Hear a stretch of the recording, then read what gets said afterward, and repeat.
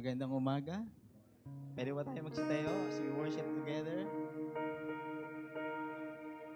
I want to read in Psalms 100 verse 4, 5. Sabi niya, enter His gates with thanksgiving and His court with praise. Give thanks to Him, bless His name. For the Lord is good. His steadfast love endures forever, and His faithfulness to all generation. Can we lift our hands to God as we start to worship God? Lord, we surrender all together, Lord God, our hands, our hearts, our mind, and our soul. Lord, as we come to you, Lord God, let your presence be with us, Lord. And Lord, dalangin namin, Panginoon, ng bawat sa amin ngayon ay sa pagpupulit, pagpapasalamat namin, dalangin namin, Panginoon, na maramdaman namin ikaw, Lord God, sa puso't isipan namin, Lord God. Lord, let your presence be with us as we continue to praise and worship you together. Lord, we thank you. Bless us together. In Jesus' name, everybody say, Amen. Come on. Sir, come on, church. Let us celebrate His goodness.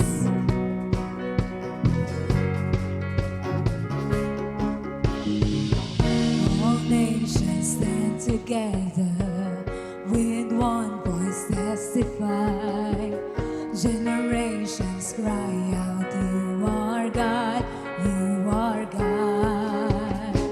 United as one body, one spirit, faith and hope, one Lord and Father.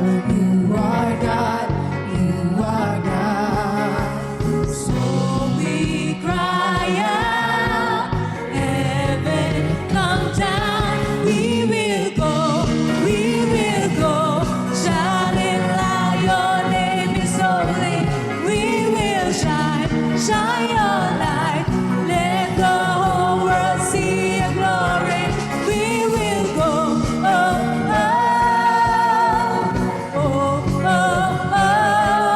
we will go,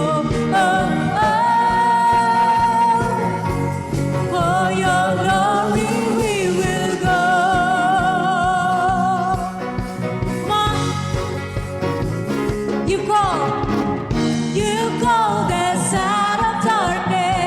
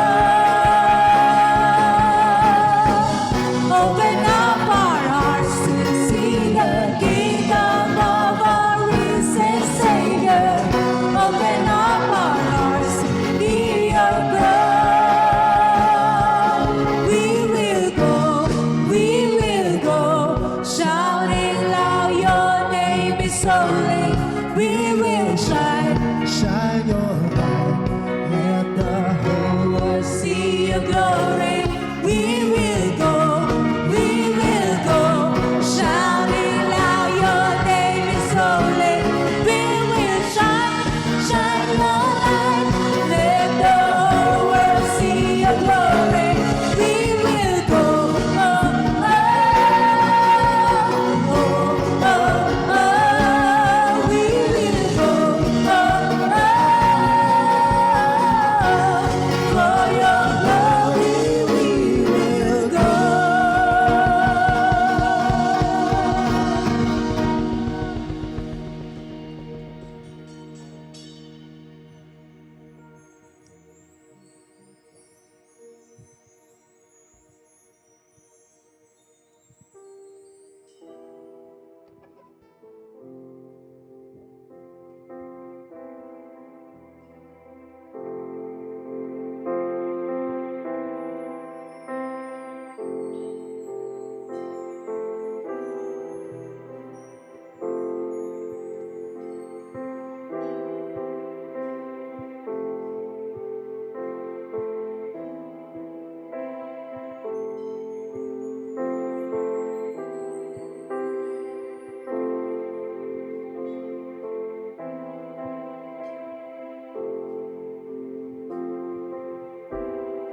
From the beginning, you've proven true.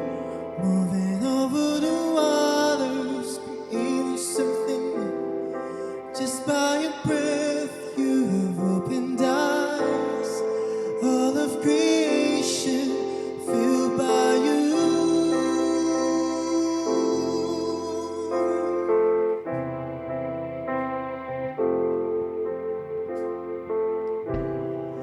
With every promise you call to mind, that we are your children, loved by you.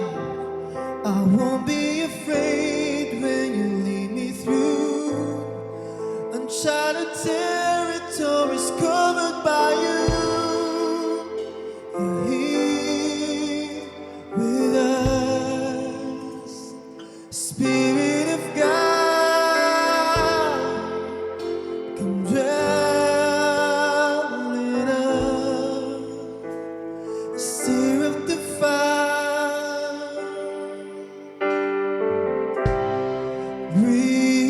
breathe on us, come fire fall, Spirit of God, Spirit of God, you breathe new life. By your power we rise. Spirit of God, you breathe new life in us.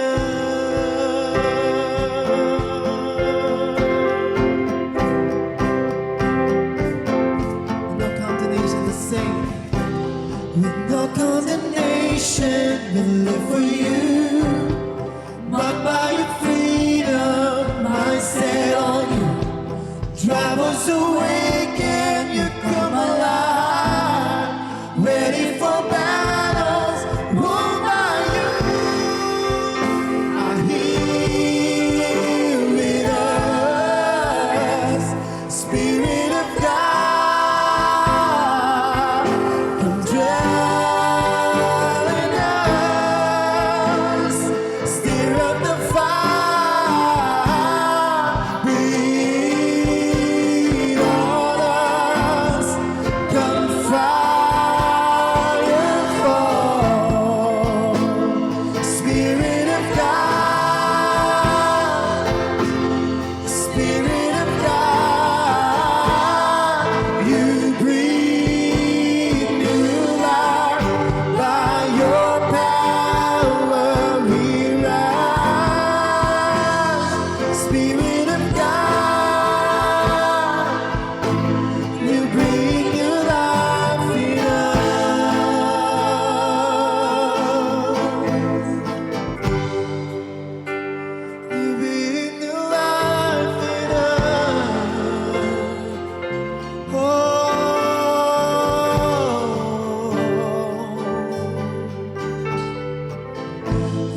have seen you move. We have seen your glory. We know when you speak, all our chains come falling. We have seen you move. We've seen battles won. We have seen you move. We have seen you move. We have seen your glory. We know when you speak, all our chains come falling. We have seen you move. We've seen battles won. We have seen you move. We will see you move. We will see you move. We have seen your glory.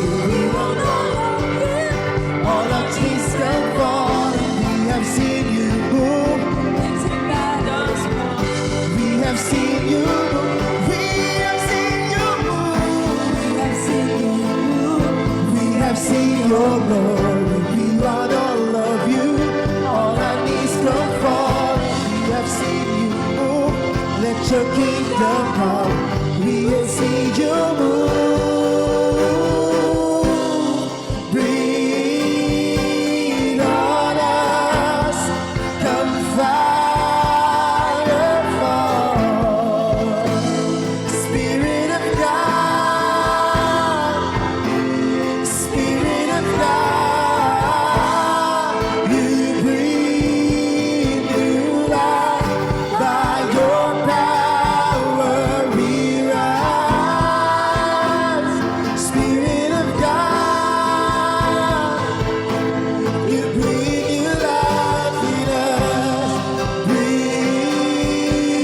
on us. Come fire fall. Spirit of God.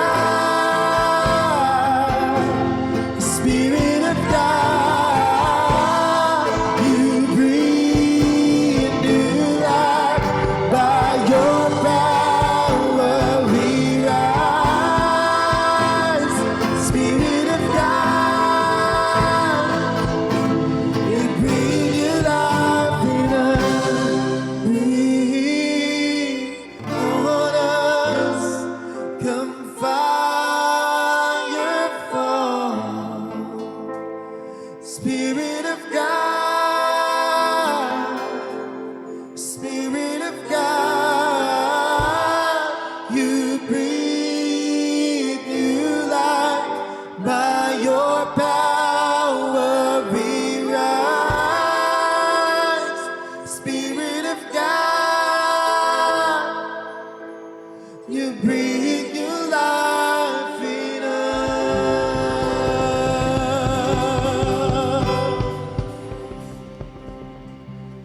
You breathe new life in us. So God, thank you for breathing into this life that we have. You're all that we seek. You're all that we need. And you're more than enough here in our lives, oh God. Lord, continue to be with us in this place. Thank you, Lord Jesus.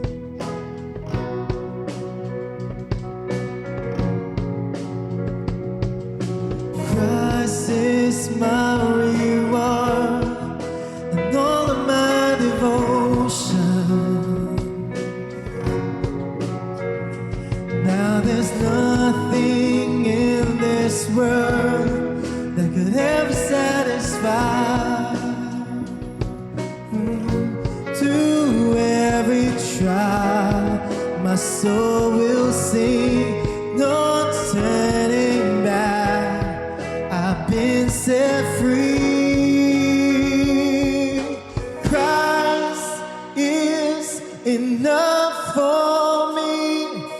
Christ is enough for me. Everything I need is in you. Everything I need. Christ, my all in all.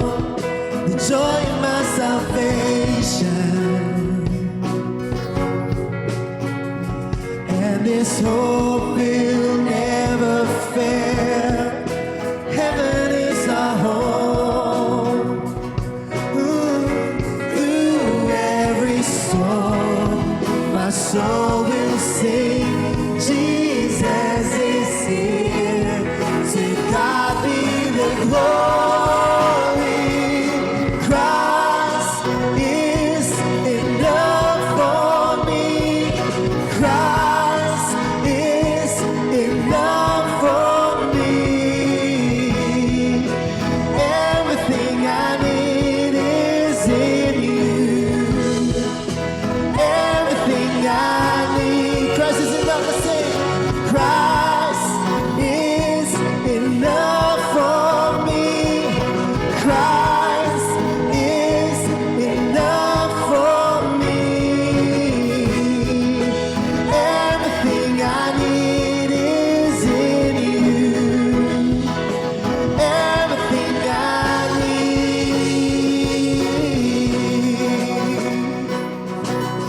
With all that we need right now, Lord, we have decided to follow you alone. All throughout for your glory, we follow you, Jesus.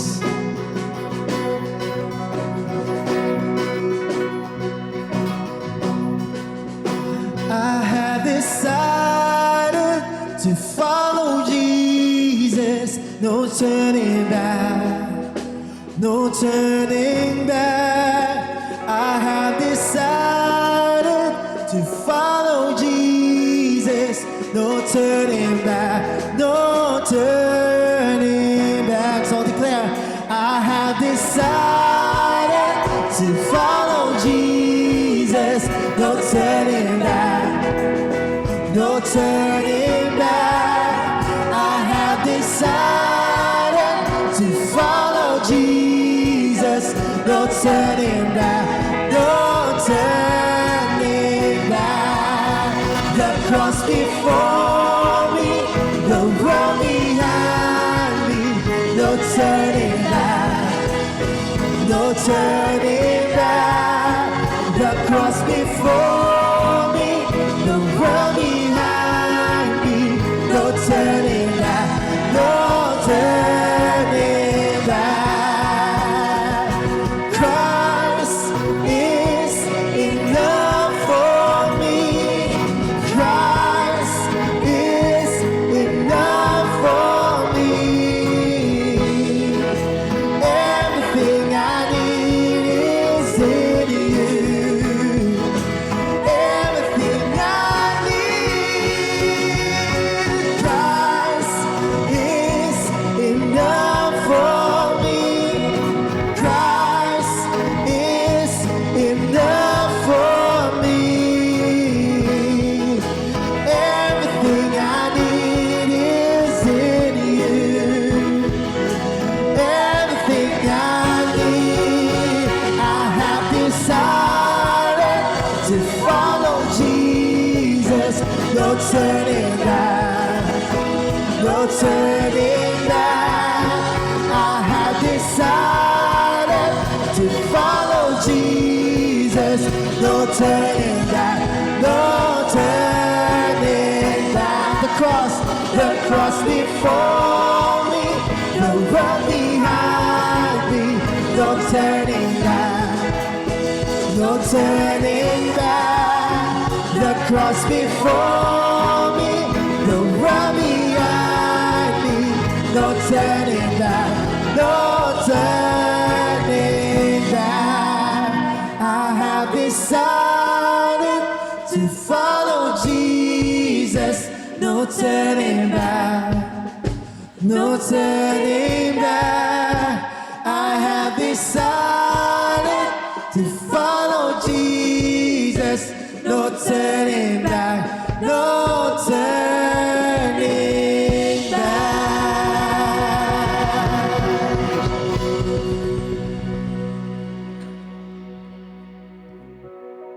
In 3 days, 27, 28, and 29, we celebrate God's faithfulness. 'For almost 40 years, God is faithful, not only in this church, but to everyone. Amen. Yung kinanta natin, Christ is enough. I remember yung 40 years kasi I was here 1992 or 1993. I was high school. I was grade 10. And through the years of 3 decades of following Christ, naranasan ko na po lahat. Family problem, health condition, financially, everything. For almost 30 years, God is faithful. Christ is enough. Amen. In Christian, actually, hindi ko naiyak ko.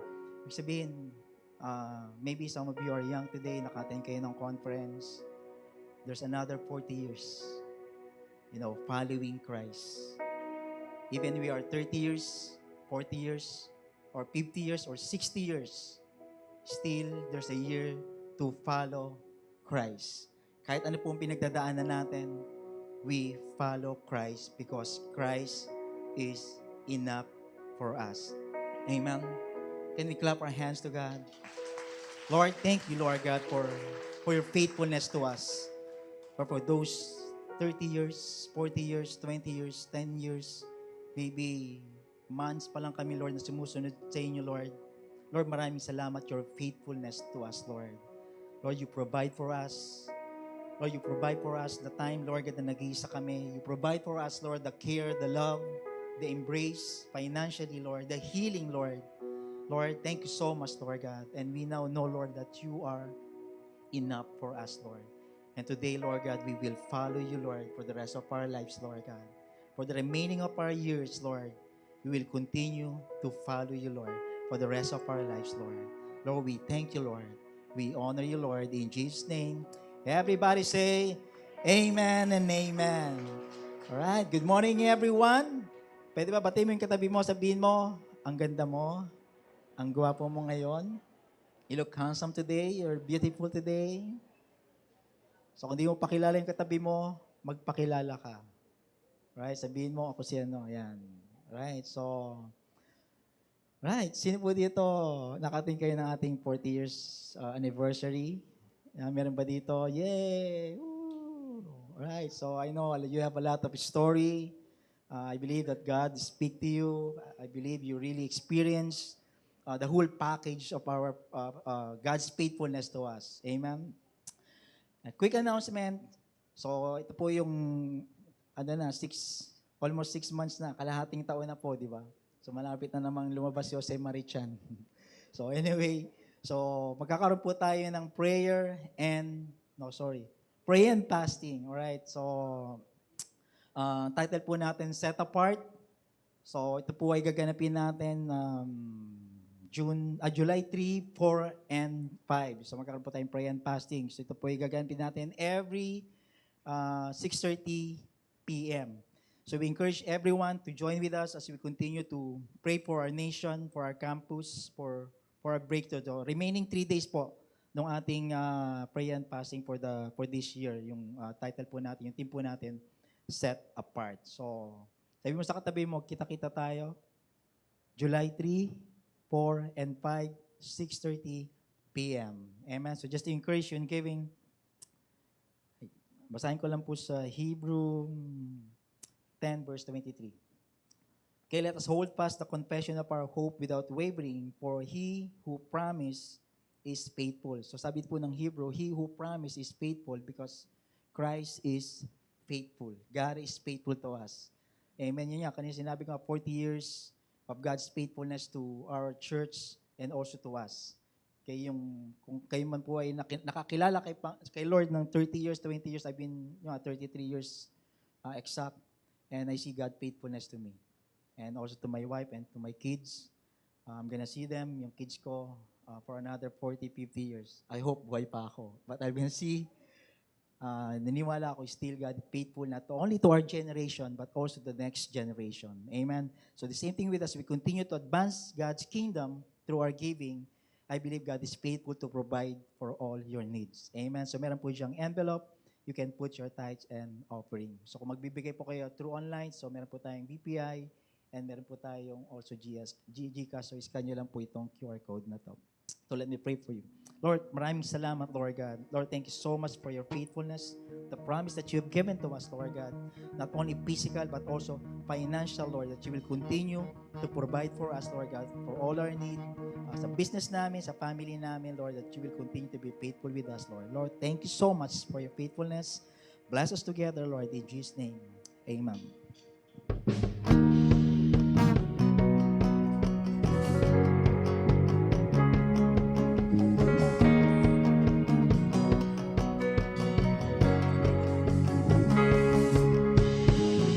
All nations stand together with one voice testify. Generations cry out, you are God, you are God. United as one body, one spirit, faith and hope. One Lord and Father, you are God, you are God. So we cry out, heaven come down. We will go, shouting loud, your name is holy. We will shine, shine your light. Let the whole world see your glory. We will go, shouting loud, your name is holy. We will shine, shine your light. Let the whole world see your glory. We will go, oh, oh, oh, oh, oh. We will go, oh, oh, for your glory we will go.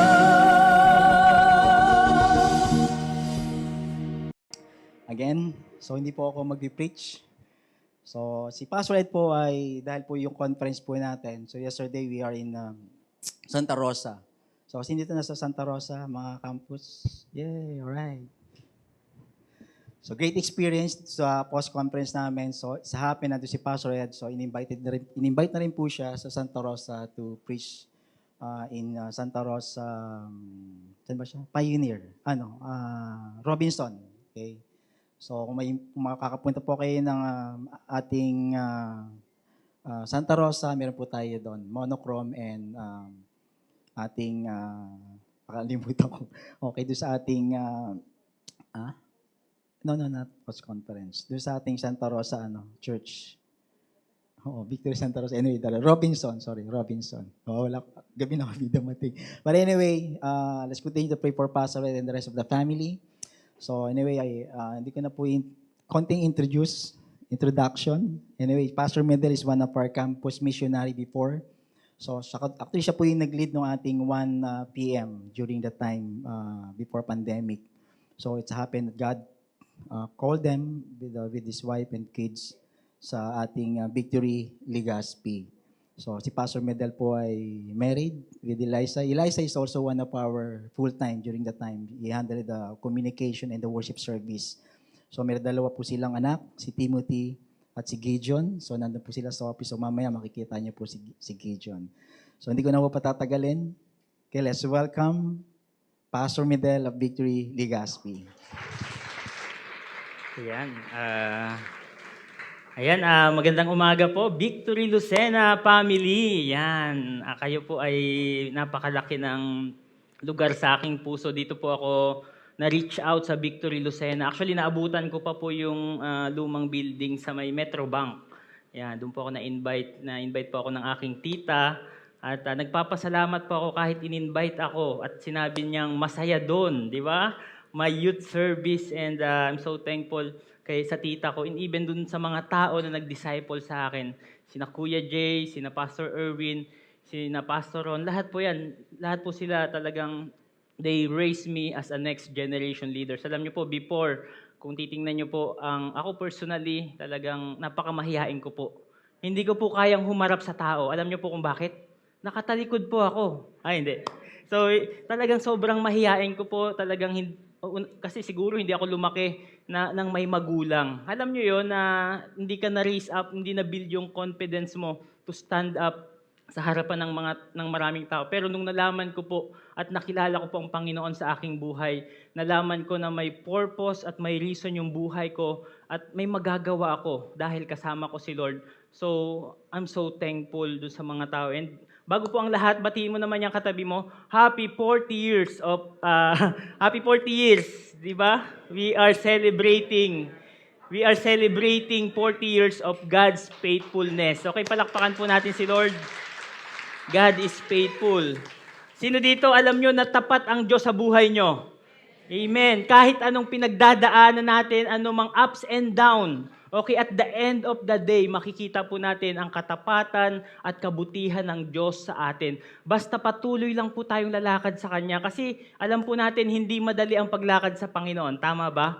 Di ba? Naalala ko po nung tinanggap ko si Lord sa buhay ko, unang hinarap ko po ay ang aking family. Yung tita ko talagang yung nagpaaral sa akin.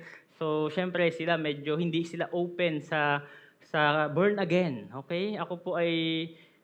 Sila po ay sarado katoliko. Pero, syempre, nung tinanggap ko si Lord sa buhay ko, talagang nagpatuloy po ako. Okay, maraming persecution, pero alam ko na ang plano ng Diyos ay tapat sa aking buhay at ang pangako niya ay matutupad hanggang sa huli. So, bago po ako magsimula, gusto ko lang pong i-honor si Pastor Ed. Thank you so much, Pastor Ed, sa pagtitiwala at pagre-raise sa amin. So, we're so thankful for these leaders who trust the next generation, okay, who empower the next generation to lead, okay, to lead the young people in believing on us, okay? And even sa mga staff, okay, sino ito na-appreciate nyo yung staff natin sa Victory Lucena? Palakpakan naman po natin sila. Thank you so much for what you are doing in the kingdom of God. Kami po ay napunta sa Bicol April 8, 2022. Tama ba? 23, 24. Yan, more than 2 years na po kami doon. And hindi po namin talaga plinano yon. Okay, so kami po, ang direction talaga po namin is we're starting ng campus ministry sa Sariaya. And we're praying na talagang magkameron tayo doon ng talagang discipleship, pinapagpatuloy po natin doon. And time will come, magkakameron din tayo doon ng Victory Sariaya. Naniniwala ba kayo doon? Victory Tayabas, that is the heart of our movement. More churches to be planted so that the kingdom of God will be advanced. And so nagkameron lang po ng transition doon. Kami po ni Pastor Ed yung pinadala doon kasi si Pastor Al po is pupunta na po sa Canada during that time. And sabi ni Pastor Ed, kinausap po kami, okay bro, what do you think? Okay, so kailangan dito sa Legazpi. Ako naman po, natatawa po ako kasi ako talaga parang wala akong heart doon. Kasi ang tingin ko sa Bicol, di ba pag nababalitaan natin ito yung laging may bagyo, di ba hindi ang maganda. Kala ko yung Bicol isang probinsya lang. Ang laki pala po ng Bicol. So, composed po ng 6 provinces ang Bicol. And akala ko sa sobrang simple lang. Pero wala po talaga akong heart doon. And nung kinakausap kami ni Pastor Ed, sabi niya, you pray for that. In 3 days, babalikan kita. Wow, di ba? In 3 days, okay? You pray to God, you seek God. And alam ko po na talagang hindi ko alam kung ano yung isasagot ko kay Pastor Ed. So, yun, sinunod ko lang po, nag-pray po kami. And I'm praying na yung wife ko, kung ano rin ang magiging reaction niya. So, sabi ko, Mami, may kinausap ako ni Pastor Ed na we will go kung pwede tayong pumunta sa Legazpi. So, natawa din po si Mrs. kasi alam ko po na sa isip ko hindi siya papayag. Yan, di ba? So, talagang hindi yun yung magiging direction namin. Pero nung nag-pray siya, may revelation sa kanya si Lord. And sabi niya talagang, okay, let's go. Okay, let's do the mission of God in Legazpi. And doon na po nagsimula yung pagpunta po namin doon. And I'm so glad and thankful to God na talagang nandun kami. Dinala kami ni Lord doon. And God is talagang nakikita ko po yung work ni Lord sa Legazpi, Bicol. Okay? And so simulan na po natin ating series. So Next Gen. Okay? So meron ba tayong mga next generation in the house? Kaway-kaway. Wala. Nako, ako lang. Okay, sino po dito may mga anak kayo? Yan, pamangkin. Mga apo. Wala din. Ano na? Di ba? Mga single. Okay, galaw-galaw. Di ba? So may plano si Lord sa buhay natin. Napakahalaga po at napakalaki ng puso ng Panginoon sa mga kabataan. Okay, hindi lang po si Jose Rizal, di ba? Ano sabi ni Jose Rizal? Ang kabataan ay ang pag-asa ng bayan. Pero si Lord po, talagang napakalaki ng puso niya at naniniwala siya that the next generation, okay, napakalaki ng magagawa nila in the future, even in the kingdom of the Lord. So, ang outcome-based objective po ng ating series is, we are a multi-generational church. Okay, so, di ba, multi-generational church. Ibig sabihin, mahalaga sa church po natin, mahalaga po lahat. Even the next generation, the OG. Sino mga OG dito? Kasama ako doon. All generation, 31 pataas. Okay, taas ang kamay, mga 31 pataas. Woo! 30 pababa, taas ang kamay. Okay, kahit anong sabihin ko, hindi kayo magtataas ng kamay. So, di ba? We are a multi-generational church committed to reaching the campuses in our cities and communities. Okay, so the series aims for the church to be involved in raising, preparing, and empowering the next generation. Alam niyo po, as a church, may magagawa po tayo. Sabi mo sa katabi mo, may magagawa ka. Okay? Kaya huwag kang matulog, may magagawa ka.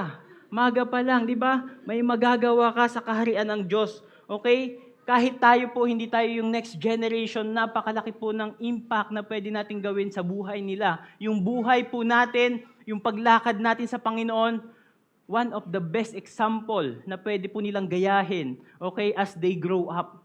Okay? Yung experience po natin sa paglakad natin sa Panginoon, pwede po nating ibahagi para po ma-build yung pananampalataya nila, ma-build yung paglakad nila sa Panginoon at maging matatag at matibay sila at na next generation leaders in our society. So why? Sabi doon, the next generation to fulfill their God-given purposes.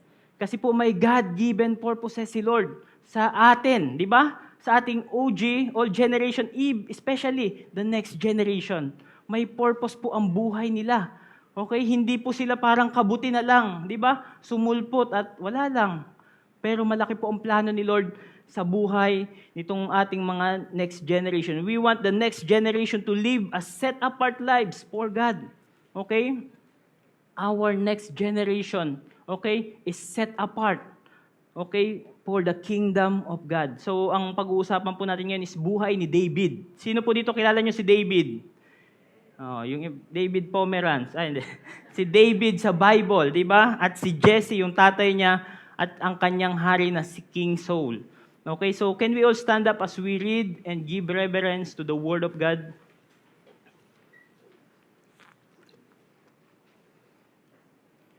Yan, sige po, basahin po natin. Okay lang po ba na sa Tagalog? Sige, sa English na po natin basahin.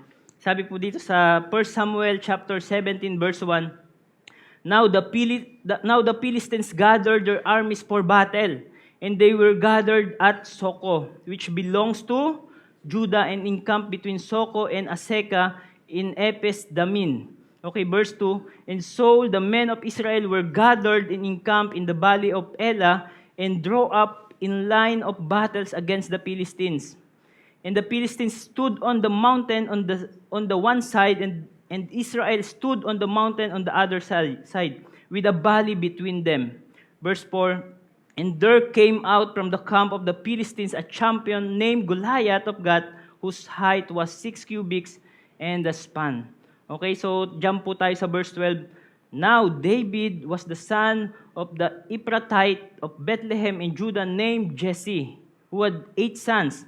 In the days of Saul, the man was already old and advanced in years. Jump uli po tayo sa verse 17. And Jesse said to David his son. Okay, so during that time po, nagkakameron po ng war between Israel and Philistine. So pinadala po ni Jesse ang kanyang anak na si David. Okay, para po maghatid ng pagkain at kumustahin yung kanyang mga kapatid. Sabi dito, And Jesse said to David his son, Take for your brothers an ephah of this parched grain, these 10 loaves, and carry them quickly to the camp to your brothers. And verse 20, And David rose early in the morning and left the sheep with a keeper and took the provisions and went as Jesse had commanded him. Okay, so verse 32, David said to Saul, okay, let no one lose heart. Okay, sabi mo sa katabi mo, don't lose heart. On account of these Philistines, your servant will go and fight him. Verse 33, Saul replied, you are not able to go out against the Philistines and fight him. You are only a young man, and he has been a warrior from his youth. But David said to Saul, your servant has been keeping his father's sheep. Okay, and last two verse in verse 45. Then David said to the Philistine, you come to me with a sword and with a spear and with a javelin, but I come to you in the name of the Lord of hosts, the God of the armies of Israel, whom you have defied. Last verse, this day the Lord will deliver you into my hand, and I will strike you down and cut off your head. And I will give the dead bodies of the hosts of the Philistines these days to the birds of the air and to the wild beasts of the earth, that all the earth may know that there is God in Israel. Let's pray. Lord, salamat Panginoon. Salamat sa salita mo, Panginoon. Thank you, Lord, sa napakalaking puso mo at pagtitiwala sa next generation, Lord. Thank you because you are not looking, Lord, dun sa outside, sa physical namin, but you are looking at our heart, Lord God. I pray, Lord God, let our heart ay maayos lagi, Panginoon, at mabuti, Panginoon. Tulungan mo kami, Panginoon, just to become like David, a man after your own heart, Panginoon. Salamat, Lord, pagpalain mo ang iyong salita. Tulungan mo ako, Panginoon, may paliwanag ang iyong salita. Sa pangalan ni Jesus, amen and amen. Sige po, tayo po magsiupo.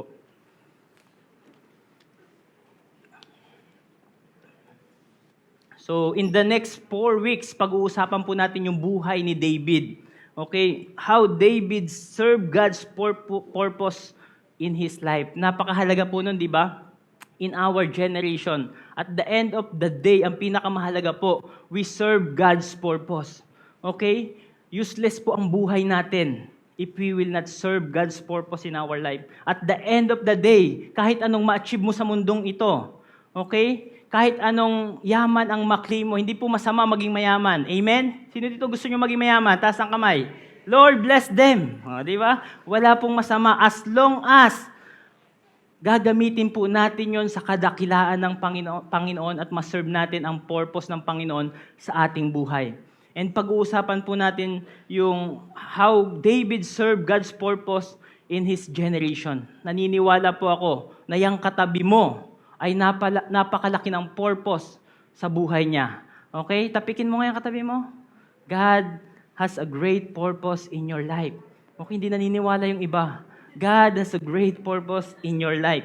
Okay, sabi po sa Acts 13, verse 36, okay?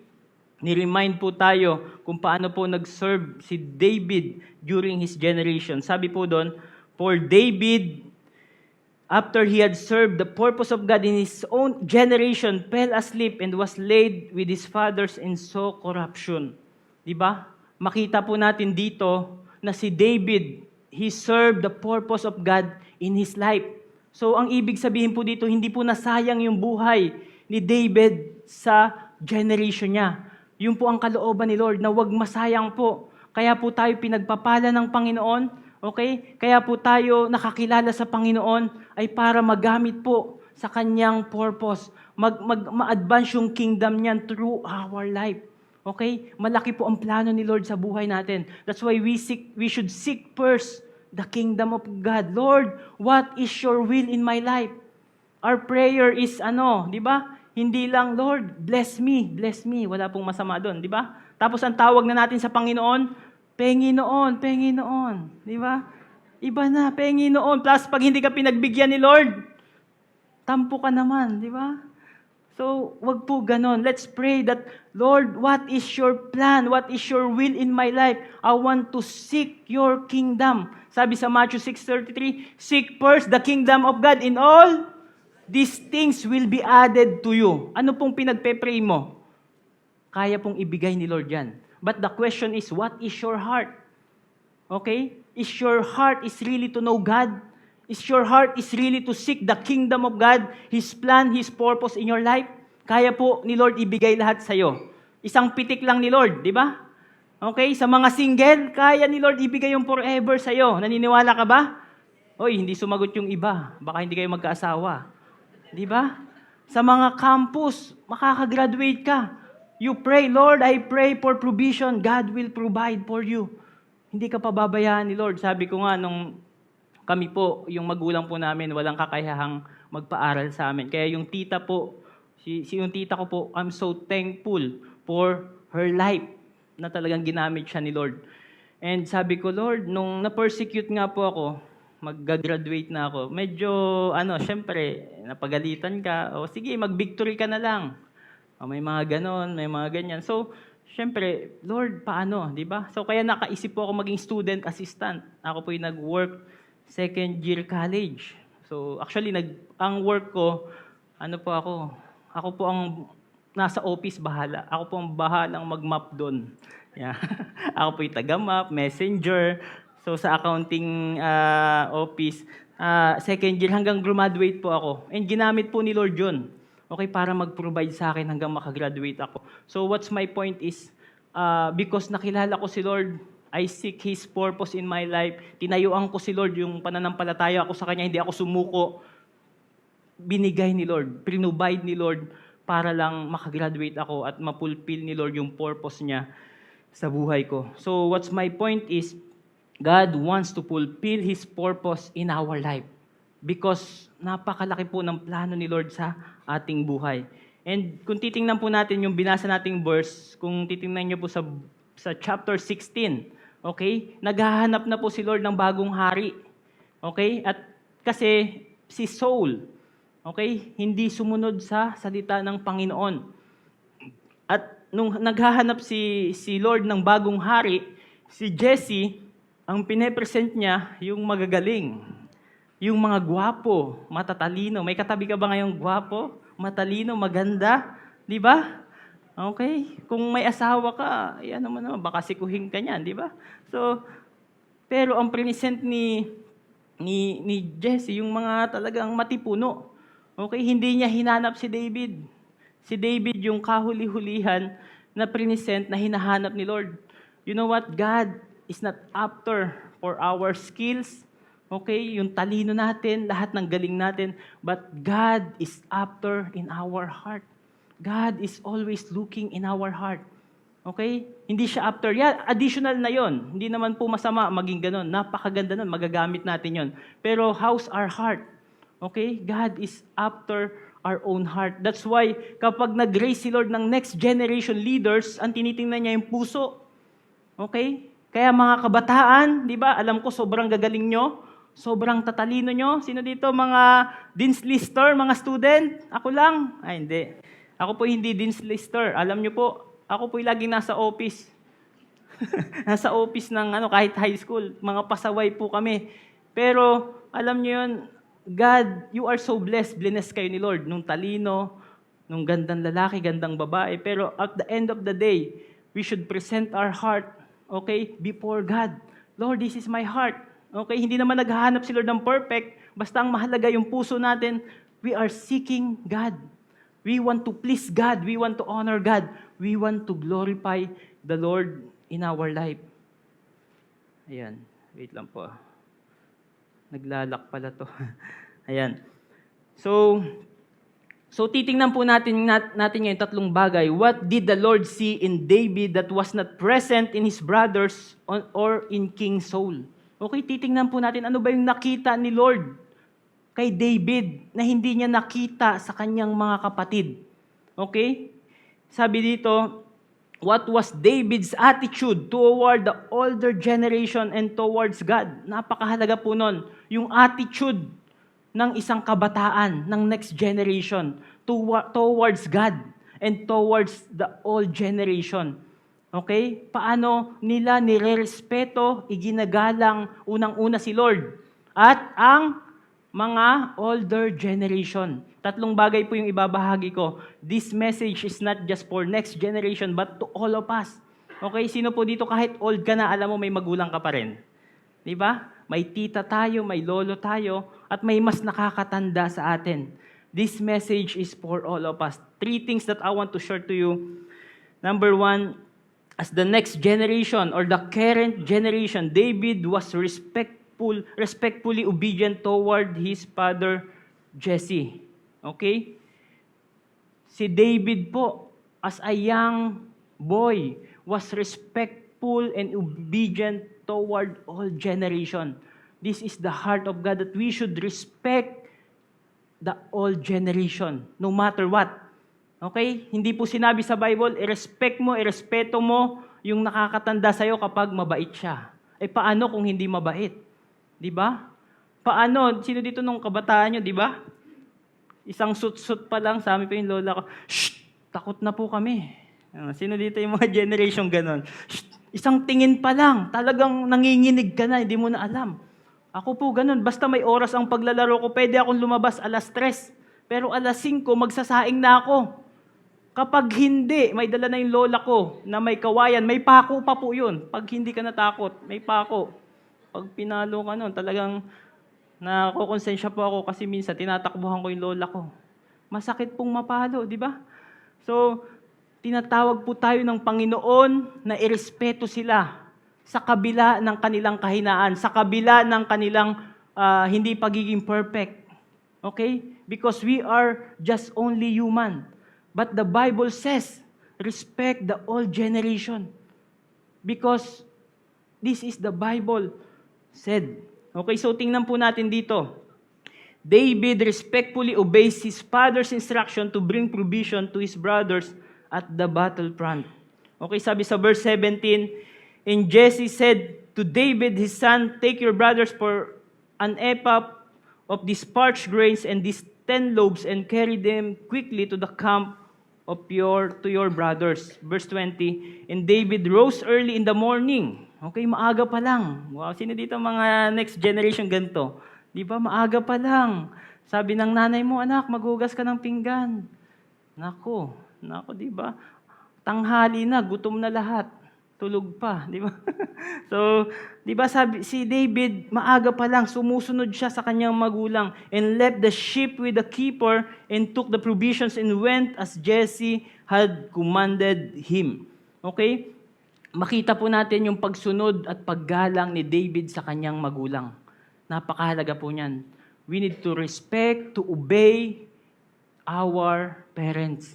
Because this is the command of the Lord to all of us, especially if you have God in your life.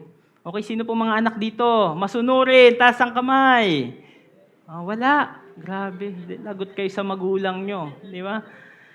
Dapat po maging masunurin tayo. Madalas po tayo yung kultura natin, sumusunod naman, di ba? Sumusunod naman.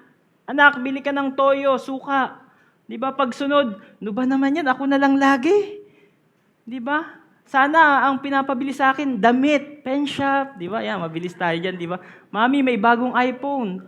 iPhone ano na ba ngayon? 15? Yan, ang bilis, di ba? Madaling araw pa lang yan, excited na yan. Pero sa paghuhugas, hello, young people, sa pagtitiklop ng kulambo, may kulambo pa ba?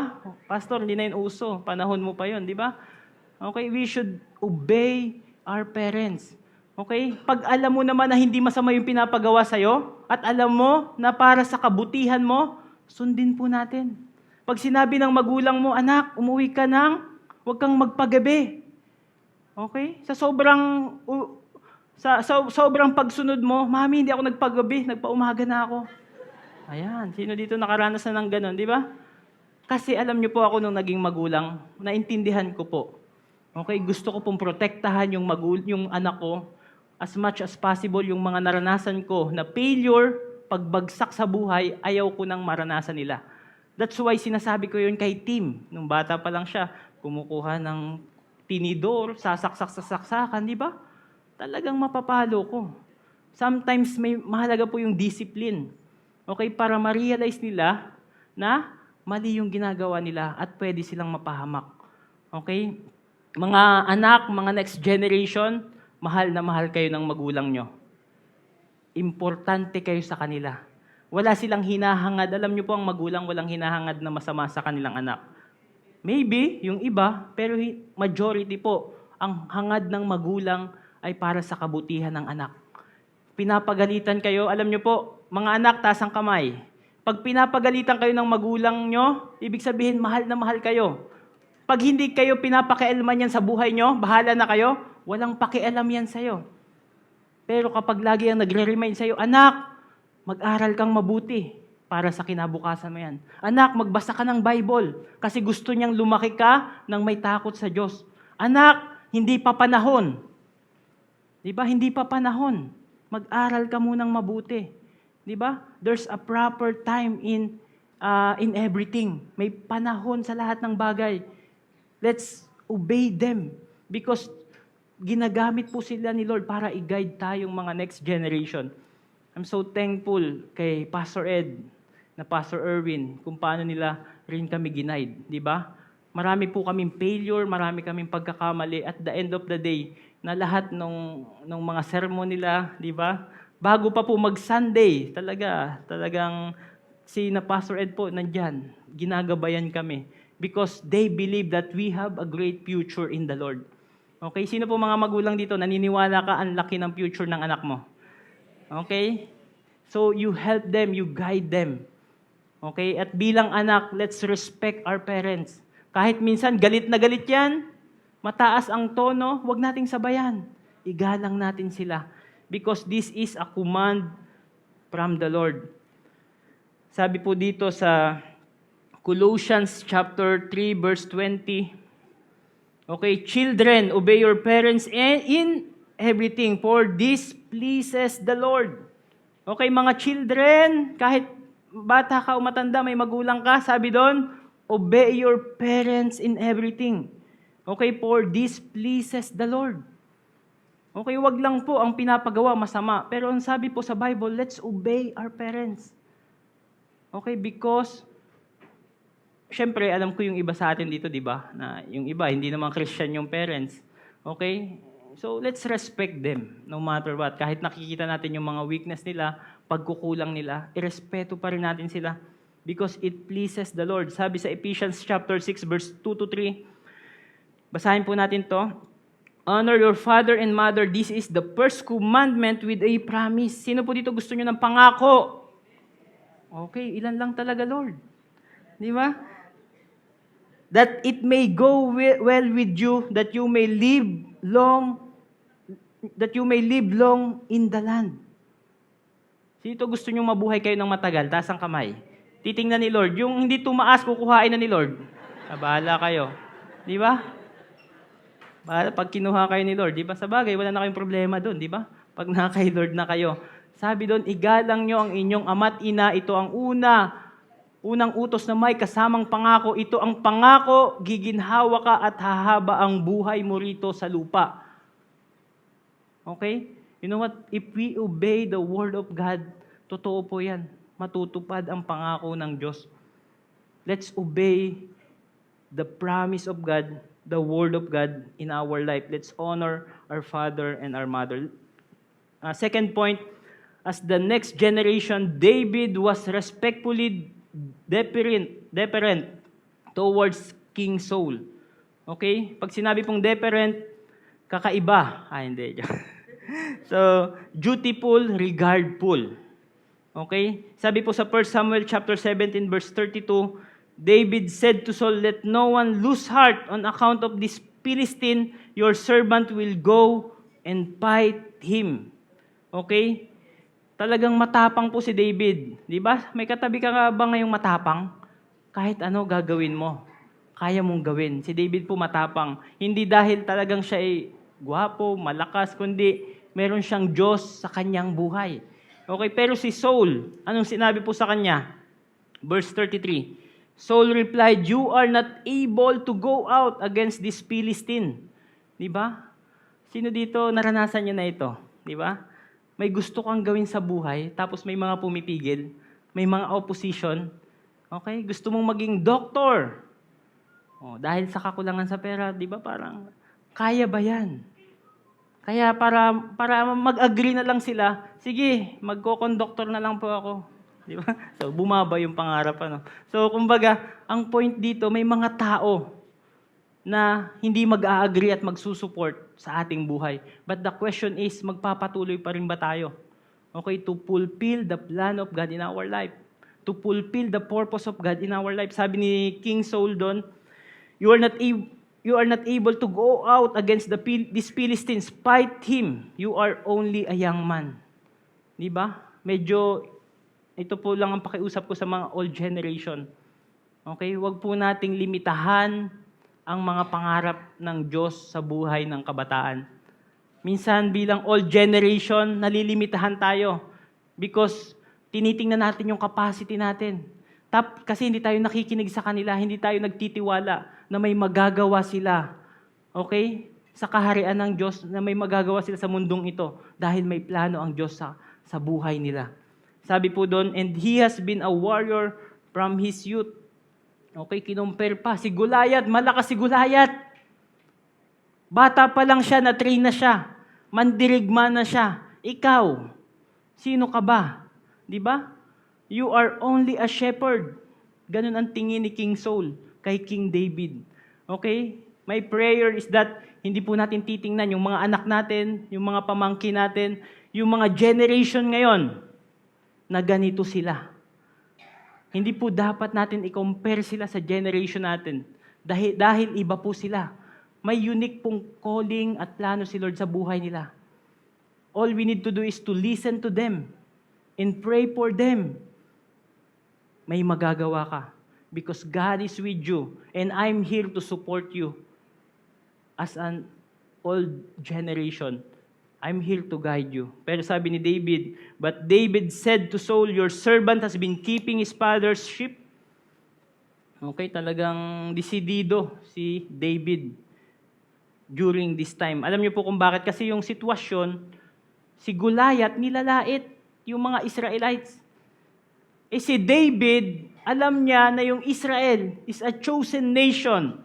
Alam niya na ang Diyos ng Israel ay sino? Si God. Si Lord. Alam niya na buhay si Lord.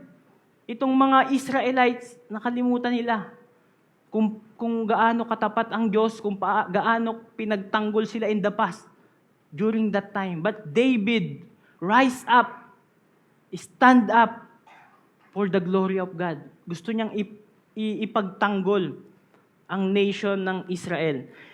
Despite Saul doubting his capability to fight the giant, David remains respectful towards Saul. Okay, young people. Di ba? Kahit may mga tao na magduda sa inyo, hindi nagtitiwala sa inyo, minsan nadadown kayo, nadidisappoint kayo, we should be respectful. Our response matters to God. Napakahalaga po ng response natin. Yung pa rin po yung gusto ni Lord. Kaya po si David pinili ni God. Kasi nakita niya yung puso ni David, na kaya niya yung pressure, na kahit anong pagdaanan niya, kahit anong pressure, alam niya na yung puso niya ay para sa Panginoon. That is the heart of God to our generation, not just to the young people, but even to all of us. We should respond with a right heart. Dapat tama po yung puso natin, kahit anong mangyari. Okay? Minsan may mga question tayo, but at the end of the day, we will go back to the Lord. Itatama po natin yung puso natin. Lord, sorry. Di ba? We should respect our leaders. Remember, King Saul is a leader. Okay, sa generation natin ngayon, presidente po siya nung nation na yon. Okay? Napakahalaga po ng respect natin sa mga tao, sa mga authorities na nilagay ni Lord. Okay, sa bansa natin. Whether we like them or not, God put them in the position. Okay? God put them. And all we need to do, okay, syempre, they are not perfect, but the Bible says, we need to pray for them. We need to pray for them because God has a great plan for this nation. Hindi po sila ang magbabago ng bansa natin. Si Lord pa rin. Naniniwala ba kayo doon? Si Lord pa rin. That's why we need to pray for them. Hindi natin alam kung anong pwedeng gawin ni Lord sa mga leader natin, sa mayor natin, sa lahat, sa mga business leader natin, sa mga policemen. We'll never know. Let's pray for them, Lord, that they may encounter you. Hindi natin alam, born again yan, di ba? Can you imagine what God is doing in Pasig City? Sino po kilala nyo si Mayor Vico Soto? Di ba? Can you imagine that kapag nakilala nila si Lord, total transformation will happen doon sa hinahawakan nila. Alam niyo po si Mayor Vico Soto, dinadala ni, sino nga yung mama niya? Si Connie Reyes. Nandun siya sa, di ba, 40th anniversary, I think second day. dinadala po siya sa kids church. Sino po dito may mga anak kayo nasa kids church? Wala. Ayan, may isa si Ate Heidi. Thank you, Ate Heidi. Di ba yung kids church natin, hindi lang po yan habilinan. Di ba? Hindi yan parang maglaro lang sila dyan. Okay, tinuturuan po natin sila ng salita ng Diyos so that matuto silang gumalang sa Diyos habang lumalaki sila. Okay, si Biko Soto po, lumaki siya sa kids church. I think na disciple siya doon sa Victory Port, Victory BGC. Lumaki siya at hindi po natin akalain na siya po ang magiging mayor ng Pasig ngayon. Can you imagine the impact if they will have the fear of the Lord in their life, if we will disciple the next generation? Yan po yung pwedeng maging impact ng ating mga anak, ng ating mga pamangkin, ng mga estudyante. They will become the future leaders of our society.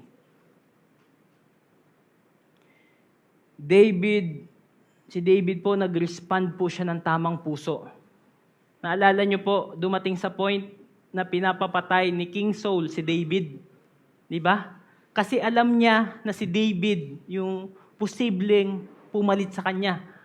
Can you imagine that? Kung meron kayang taong magpapapatay sa'yo, anong gagawin mo? Di ba? Pupunta ka na lang sa farm mo. Di ba? Sino may mga farm dito? Lumaki sa farm. Ayan. Taga Bamban, di ba? Pupunta ka na lang sa farm mo, tapos doon ka magtatago. Pero si David, actually, nagtago din siya. Pero at the end of the day, nag-encounter sila, pwede na niyang patayin si King Saul during that time. Pero ayaw niyang patayin because he knows that King Saul is the anointed one of the Lord. Nilagay ni Lord si King Saul during that time sa position na yon, kahit kaya niyang patayin. Kasi pinapapatay na rin siya pero nirespect niya si Lord sa buhay ni King Saul. At hindi niya pinatay si King Saul. Ganun po katindi yung puso ni David. Ganun katindi, ganun ka-close siya kay Lord. He knows the heart of the Lord. Hindi niya kayang saktan si Lord. Kasi alam niya, pag pinatay niya to, magkakasala siya sa Panginoon. That's why this is my encouragement for all of you. Even si Paul, di ba, kay Timothy, during that time, kagulo din po. Hindi rin po maayos yung mga leader. Pero anong sabi ni Paul? Kay Timothy, sabi sa 1 Timothy chapter 2, verse 1 to, I urge you then, first of all, that petitions, prayers, intercession, and thanksgiving be made for all people. For kings. Okay, meron ba tayo dyan? For kings and all those in authority. Okay, nakikiusap ako, sabi ni Paul, Timothy, panalangin nyo yung mga nasa position. Because nilagay sila ni Lord dyan. And may gagawin pa rin si Lord sa mga taong yan. That we may live a peaceful and quiet lives in all godliness and holiness. Nilagay po sila ni Lord dyan para, alam mo yun, mapatupad din at maging quiet ang buhay natin. Can you imagine kung wala pong leader ang isang bansa natin, di ba? Walang mayor, kanya-kanya na. Di ba? Wala nang law, kanya-kanya. Sa traffic, sige, wala nang traffic lights. Wala nang ano, di ba? Sabi ng iba, bakit kaya traffic? Kasi may traffic enforcer. Di ba? Hindi po traffic enforcer yung nagkukos. Okay? Siguro, nagkakagulo lang talaga, pero nilagay ang mga taong yan para mapanatili ang kaayusan kasi magkakagulo po. Okay, nilagay yung mga taong yan sa government para gabayan tayo. So, sabi dito, young people and all people, we should show proper respect and politeness, courtesy, and good manners to the elders, teachers in authority. Tayo po as a next generation, tinawag po tayo na igalang sila, i-respect yung mga nasa posisyon, yung mga old generation natin. So, number 3, as I close, sabi dito, as the next generation, David was resolutely confident towards God. Sobra pong laki, okay, ng kumpiyansa ni David sa Panginoon, more than anything else. You know what? David was an experienced boy. Sobrang dami rin niyang experience. Ang pinapatay niya, mga layon. Sino dito, alam niyo, kaya niyong pumatay ng layon? Yung ipis pa lang, di ba? Takbo ka na. Si David po, grabe yung karanasan niya. Pero yung sobrang tapang niya, ay nanggagaling sa Panginoon. Sabi dito sa 1 Samuel chapter 17 verse 37, sabi niya, and David said, the Lord who delivered me from the paw of the lion and from the paw of the bear will deliver me from the hand of these Philistines. And Saul said to David, go, and the Lord be with you. And the Lord be with you. Can you imagine? Nagsimula sa pagdududa, pero at the end of the day, nakinig si King Saul. All generation, nakinig siya sa next generation, and nagtiwala si King Saul. Hinayaan niyang pumunta si David sa laban. Hindi niya alam kung anong mangyayari kung kaya niyang patayin si Goliath. Sobrang laki, sobrang giant. And yet, he trusts David. As a shepherd, he recounts that God helped him overcome and kills lion and bears attacking his father's flock. Those past experiences boast his confidence that God will deliver him again from Goliath. Dahil yung mga Israelites ayaw nilang humarap kay Goliath, takot na takot sila. Sa sobrang laki ni Goliath, si David lang po ang may courage na humarap because he knows that God will deliver him from this giant Goliath. You know what? I don't know kung anong giant na hinaharap mo ngayon. Maybe in your family, okay, maybe financial, maybe yung pamilya mo, yung mga anak mo, okay, sa next generation natin, yung future mo, you'll never know what will happen. Yung family mo, hindi mo alam kung magkakabalikan pa. But you know what? As you continue to trust the Lord in your life, believe that God has a great plan for your life, believe the Word of God, you know what? God will be able to deliver you from these giants. All you need to do is to become like David. His confidence is from the Lord. Nasa Panginoon ang tiwala niya. Huwag po tayong magtiwala sa kakayahan natin. Alam ko po, magagaling tayo. Tingnan mo yung katabi mo. Okay? Huwag ka munang tumulog, matatapos na. Di ba? Magagaling tayo. Marami tayong kakayahan. But you know what? Mas magaling si Lord sa buhay natin. All we need to do is to trust the Lord in our life because God is faithful. David knows that God is faithful in his life. David knows his God. The question is, do you know your God? Do you know that your God is alive, that He can deliver you from your giants, from your problems? That's why young people, okay, this current generation, don't waste your life. Sometimes, sa sobrang laki ng problema, na-overcome ka na. Ako po, matagal po akong campus missionary. May mga na-witness po ako na mga young people na nag-suicide. You know what? Alam niyo po, nung kinakausap ko sila, ang problema lang nila, nag-break sila ng jowa niya. Nung ka-relationship niya. Nakakalungkot, di ba?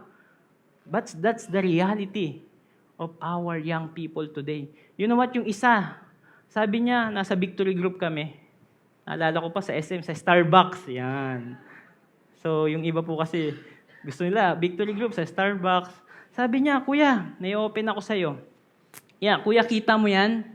Yan, may guhit. May guhit yung kanyang 3 beses na siyang nag-tried mag-suicide. Oh, nakinig lang ako. Bakit naman? Kasi nga, mayaman sila, marami silang kotse, marami silang negosyo, pero walang time yung magulang niya sa kanya. Can you imagine that? Di ba? Sinasayang nila yung buhay nila, hindi nila alam na malaki ang plano ng Lord sa buhay nila. That's why all generation, parents, let's have time to our kids. They need our attention. They need our love. Huwag tayong maging busy sa mundong ito and forget what is the most important thing, and that is our family. Binigay ni Lord yung pamilya sa atin para maging steward tayo, alagaan natin, because they have a great future. God believes on them. Let's believe on them. Tayong mga magulang, tayo po yung naniniwala. Go anak! Gusto mo maging doktor? Come on. Gusto mo maging lawyer? Suportahan natin. Kahit wala tayong pera, let's believe the provision of the Lord in their life. Let's have time with them. Ako nga, sabi ko, Lord, may anak na po ako ngayon. Yung pangalawa po si Gideon, made in Bicol. So, praise God. Isa pong patunay na tinawag kami ni Lord sa Bicol. Okay, andyan na po si Gideon sa amin.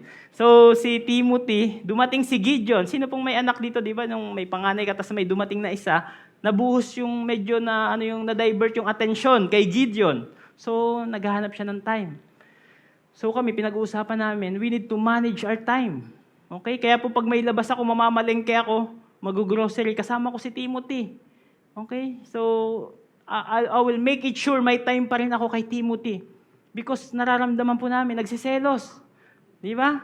Ayaw naming iparamdam na may paborito kami. Dahil wala naman, dahil pareha silang importante. Di ba masakit po sa isang anak? Sino dito naramdaman nyo? Sa pamilya nyo? Hindi ka paborito. Huwag ka na magtaas ng kamay. Mamaya, pagpepreyang kita, para baka hindi ka pa nahihealed sa, di ba, sa issue na yan. Di ba, yun ang most common issue ng isang pamilya, yung pag may paborito ang magulang, wag po tayong magbigay ng special attention. Ang prayer ko po na ako po bilang magulang, dapat pare-parehas po. Hindi man tayo perfect, pero maramdaman ng anak natin, lahat sila importante. Lahat sila ay, hindi man totally equal, pero maramdaman talaga nila na talagang may attention tayo sa kanila. Mahal natin silang lahat. Okay? So, nasa na ba ako? Yun nga po, wag po nating hayaan yung giants of our life to overpower us. Wag nating hayaan si Goliath, yung malaking problema ng buhay natin, kainin tayo. Let's hope in the Lord. Let's trust God that God has a great plan in our life. Let's trust the promise of God in our life. You know what happened? Dito sa 1 Samuel 17 verse 45. Chapter 17 verse 45 to 47. Ito yung time na naglalaban na si Goliath at si David. Sabi ni David, sumagot si David, makikipaglaban ka sa akin na ang dalay espada, sibat at punyal, pero lalabanan kita sa pangalan ng Panginoong makapangyarihan. Sabi ni David, ang Diyos ng hukbo ng Israel na iyong hinahamon. Sabi doon, but I come to you in the name of the Lord of hosts. When there's problem, giants problem in our life, fight that problem in the name of the Lord. Declare the name of Jesus. I rebuke you in the name of Jesus. Pag may mga doubts, may mga worry sa buhay mo, yung enemy, sinisinda ka, wala kang magagawa, hindi ka makakagraduate. Wala ka ng pag-asa, baka single ka na forever. Declare the Word of God in your life. Because the Word of God is so powerful. Every time na down po ako, talagang, Lord, thank you so much for the Holy Spirit. Nire-remind po niya ako ng salita ng Diyos. I pray, I speak in tongues. And you know what? Yung spirit ko po nabubuhay muli. Nagkakameron ako ng pag-asa because the Word of God will give you strength in your life in times of problems. Verse 46, sabi niya dito, this day the Lord will deliver you into my hand. Grabe, sobrang taas ng confidence ni David sa Panginoon. And I will strike you down and cut off your head. Wow. Puputulin ko yung ulo mo. And I will give the dead bodies to the host of the Philistines this day, to the birds of the air, and to the wild beasts of the earth, that all the earth may know that there is God in Israel. Alam nyo po, mapapatunayan nyo yung katapatan ng Diyos sa buhay nyo. Okay? When you stand up with the Word of God, with the promise of the Lord in your life. Tayuan nyo po si Lord. Sabihin mo sa katabi mo, tayuan mo si Lord. Kapag si Lord tinayuan mo, tatayuan ka ni Lord. At dadalhin ka niya sa kanyang pangako. Dahil mahal ka niya at may plano siya sa buhay ng bawat isa sa atin. And that all the assembly may know that the Lord saves not with sword and spear, for the battle is the Lord's. Sabihin mo sa katabi mo, the battle is the Lord. Your battle is not your own battle, but God is with you. God is fighting for you. Pinaglalaban ka ni Lord. Let's fight for the next generation. Let's believe on them. Let's encourage them. God is with you. God has a great plan for you. You have a great future. Don't give up. As I close, as the next generation, be faithful to God. Okay, not just next generation, but our current generation, be faithful to God. Sabi mo sa katabi mo, be faithful to God. Sometimes, alam niyo po ang kailangan lang natin gawin. Be faithful to God. Hindi mo kailangan mag-perform. Wala kang kailangan patunayan kay Lord. Be faithful to God. Pag bumagsak ka, nagkasala ka, be faithful, tumayo ka lang. Mag-sorry ka kay Lord.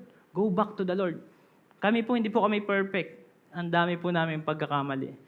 Nagkakasala din kami. But, because God is faithful in our life, yun lang po yung ginaganti namin kay Lord. Lord, salamat sa ginawa mo. You died for me. You forgive my sin. That's why I will stand up for you. I will continue to honor you. I will continue to make disciples. Me and my family will serve you because of your faithfulness in my life. All we need to do is to become faithful. Be faithful to God.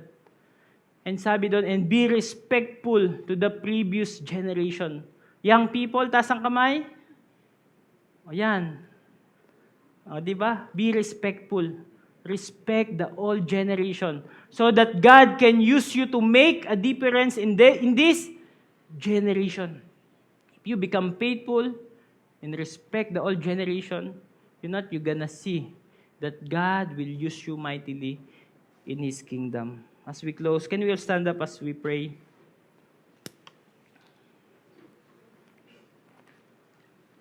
Say, call the music team.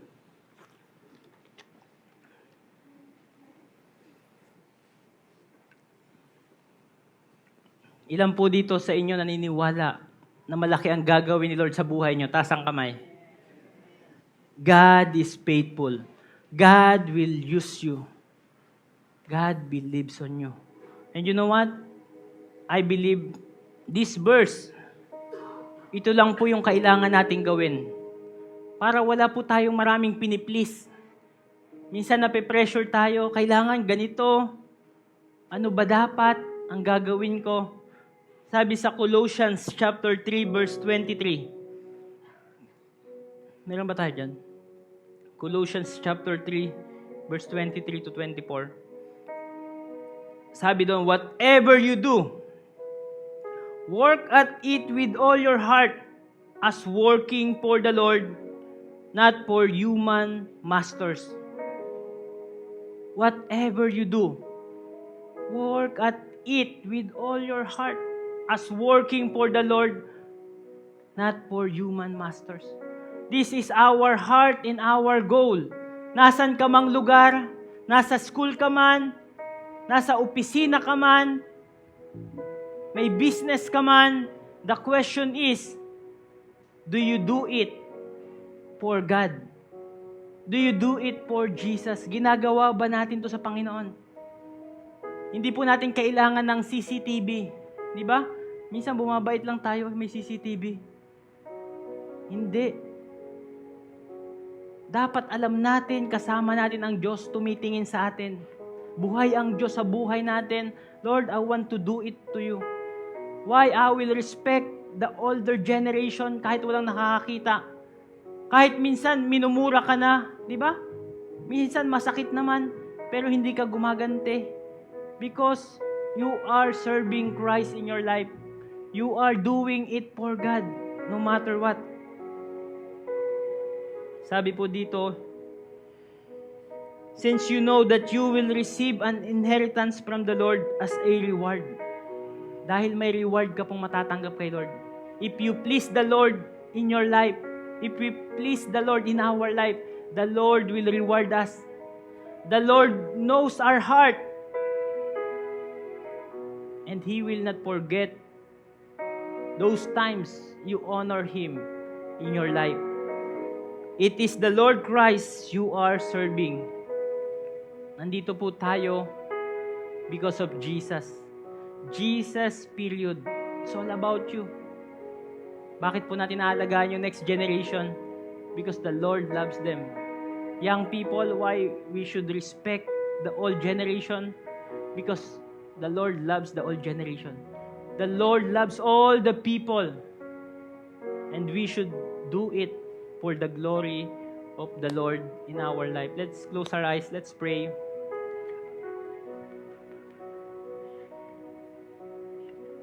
Lord, marami pong salamat.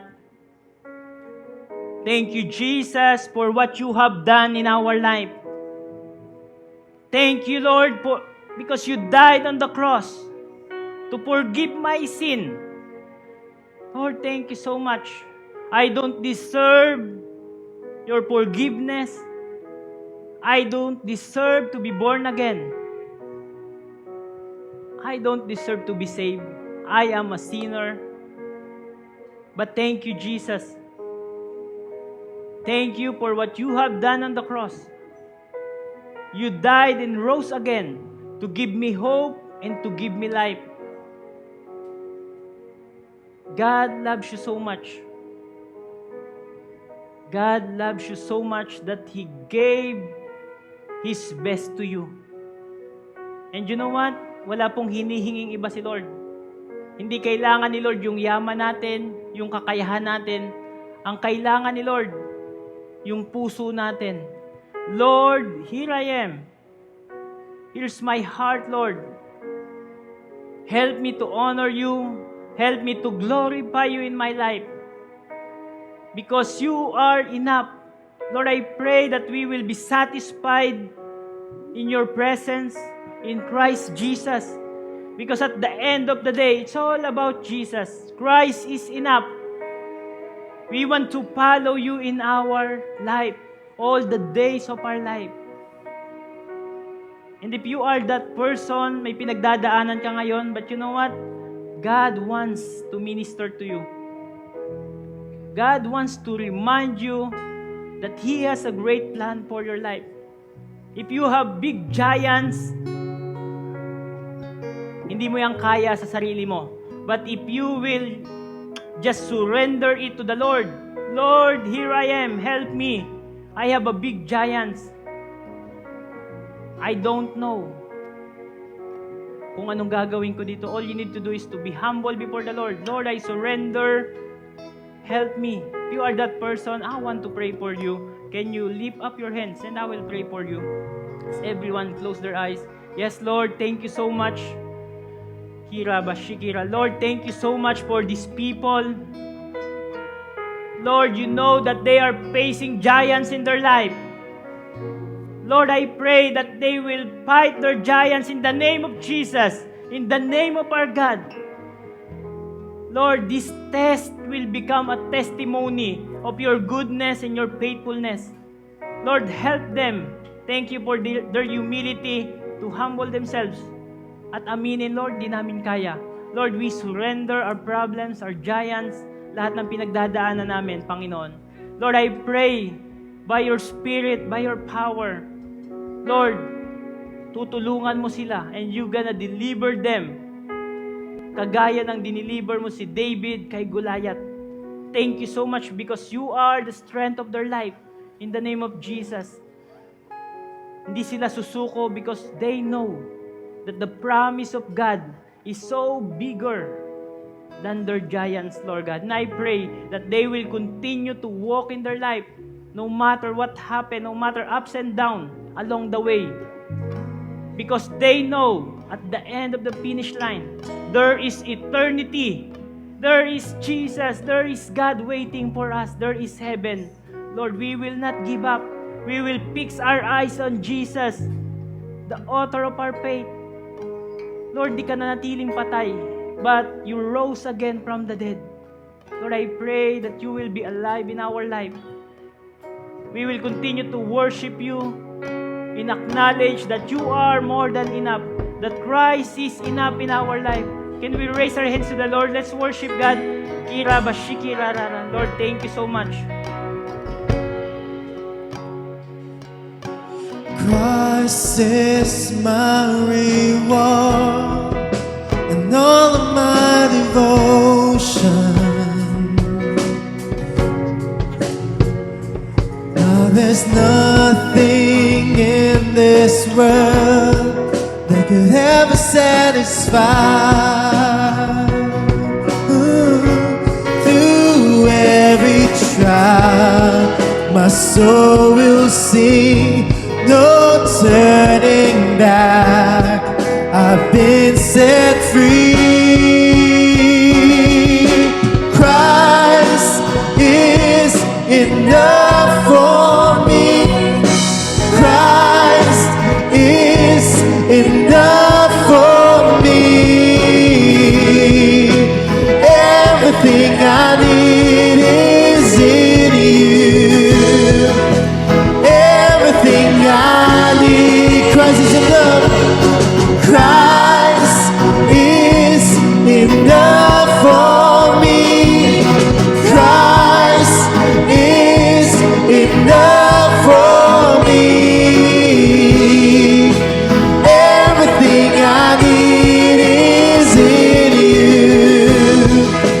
Everything I need, I have decided to follow Jesus. No turning back, no turning back. I have decided to follow Jesus. No turning back, no turning back. I have decided to follow Jesus. No turning back, no turning back. I have decided to follow Jesus. No turning back, no turning back.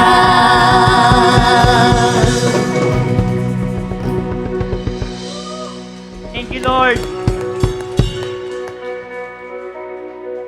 How many of you are excited to follow Jesus no matter what? You know what? New generation and all generation, together we will follow Jesus for His glory and honor in Christ Jesus our Lord. Let's give a hand to the Lord. Thank you, Lord. Let me close in prayer. Can we raise our hands to the Lord? Lord, salamat, Panginoon. Lord, salamat for what you have done in us. The salvation, Lord God, the forgiveness of sin, everything, Lord, from the bottom of our heart. We're so glad, we're so thankful, Lord, for your sacrifice in our life. Without your sacrifice, without your love, we are not here, Panginoon. Lord, hindi namin may enjoy yung pag-worship, Panginoon. That's why we are so grateful. Help us, Lord. Lead us, Holy Spirit. Lead us, Jesus, to follow you no matter what in this life. No matter what, anong pagdaanan namin. Because we know at the end of the day, our goal is to become like Jesus. Our goal is eternity. Our goal is heaven. Lord, sabi ni Paul, for to me, to live is Christ, and to die is gain. No matter what, Lord. Thank you so much, Lord. You bless this generation. Bless the next generation, Lord God. Ipagpalain mo yung mga anak namin, Panginoon. Mga pamangkin namin, mga kabataan, Lord God. Use us as the old generation to pass the baton of the gospel, to pass the word of God to them, because they have a great future in this world, Panginoon. Thank you so much. May you bless these people, provide for them, protect them. In Jesus' name, amen and amen and amen. Thank you so much. God bless you all. See you next week.